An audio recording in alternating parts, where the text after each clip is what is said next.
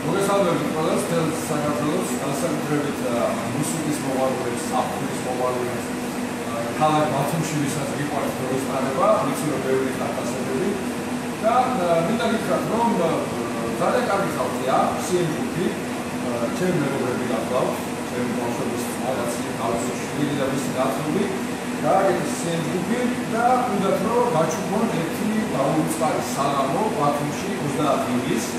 ჩამოყავთ ძალიან პოპულარული ჯგუფი, მე ვიცი რომ აბსოლუტურად ყველა თინეიჯერი იცნობს ამ ჯგუფს და არა მხოლოდ თინეიჯერი, მეც კი მოსვენილი მაქვს რამდენიმე სიმღერა, გაგიგრძელოთ და